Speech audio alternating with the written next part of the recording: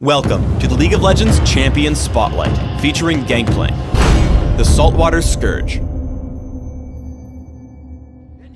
Gangplank is a hybrid melee and ranged physical damage dealer.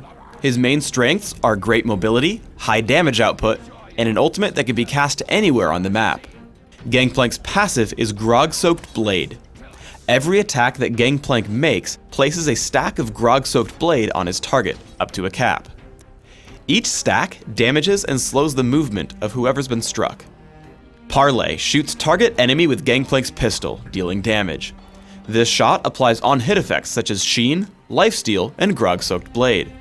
Parlay can also critically strike his targets. Additionally, if Parlay kills its target, Gangplank is awarded bonus gold. I take Parlay at level 1 and max it last. Remove Scurvy causes Gangplank to eat a bunch of oranges, healing Gangplank and removing all crowd control effects, such as slows and stuns that afflict him.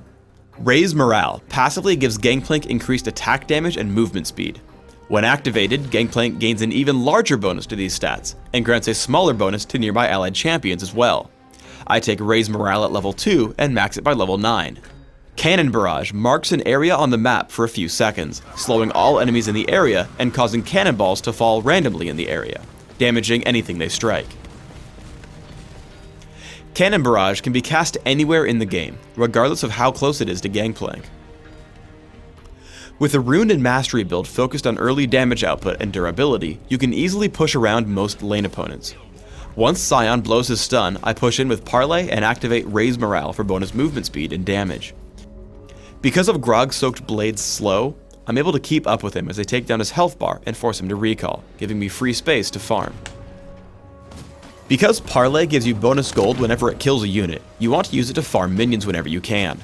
In particular, you want to find out exactly how much damage Parlay will deal to ensure you get the kill. However, because of its cooldown, you will have to kill minions with basic attacks sometimes. The better you can predict your cooldown against minion deaths, the better your gold income. Always remember that Parlay can deal critical strikes. This means that occasionally, Gangplank can get extremely lucky.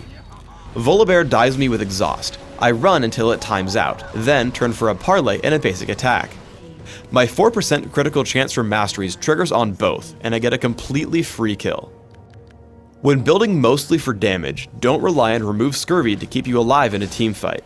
Scion comes in to stun me and the rest of his team follows up. I remove Scurvy, use Cannon Barrage, and try to run, but now I can't escape the Exhaust or Volibear's Rolling Thunder. While my team is able to pick up a few kills from behind, I die before really helping out my team much. Instead, use a couple of tricks to keep you safer. With Cannon Barrage and Summoner Teleport, you can push a side lane and still show up to the battle without missing a beat. As I watch the battle unfold, I look to kill the squishiest targets possible. I blow up the enemy Scion with Parlay, then activate Raise Morale and Shurelia's Reverie to give my team supreme positioning. With Annie and Vayne completely split off from the rest of my team, we take down Master Yi and Volibear. Because Gangplank takes on the role of carry, you should find pushing with a minion wave to be very powerful.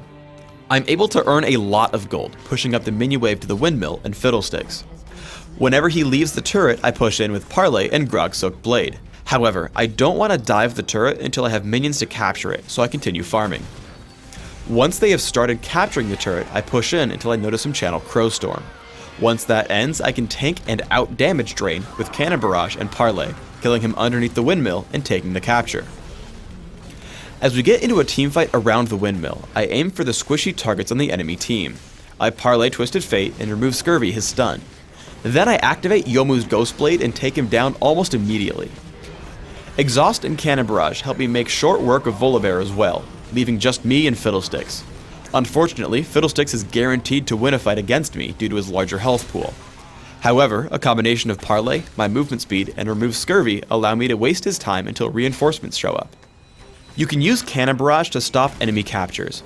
I drop it on Fiddlesticks, keeping the windmill neutralized. However, Pantheon and Volibear can easily capture it because I aimed it badly. Instead, aim it at the middle of the point so you can stop everyone. For runes, I take Armor Penetration Marks, Flat Armor Seals, Flat Magic Resist Glyphs, and Flat Attack Damage Quintessences. This build gives me significant early game damage output with Parlay in case I want to push around my lane opponent, while giving me decent resistances that synergize with bonus health, lifesteal, and remove Scurvy. My masteries are 2109, focusing on all physical damage increasing masteries in offense, while taking increased mana regeneration and neutral buff duration in utility.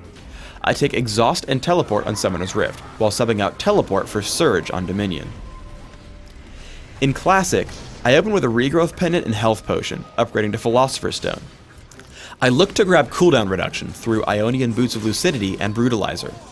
I continue my build with Trinity Force and Shurelia's Reverie for even more damage, utility, and cooldown reduction. By the end of the game, I want to deal even more damage through Infinity Edge and Yomu's Ghostblade, and increase my durability with Guardian Angel or Banshee's Veil. In Dominion, I look for more durability and damage through basic attacks instead of Parlay. I open with Prospector's Blade and Boots of Speed. I rush for a lot of mobility through Berserker's Greaves and Yomu's Ghostblade. I flesh out my damage output further with Sanguine Blade and Infinity Edge. At this point, I'll need more durability, so I look for items like Frozen Mallet, Odin's Veil, and Atma's Impaler. Thanks for tuning in to the Gangplank Champion Spotlight. Please subscribe to the Riot Games YouTube channel above, and don't forget to thumbs us up just below the video.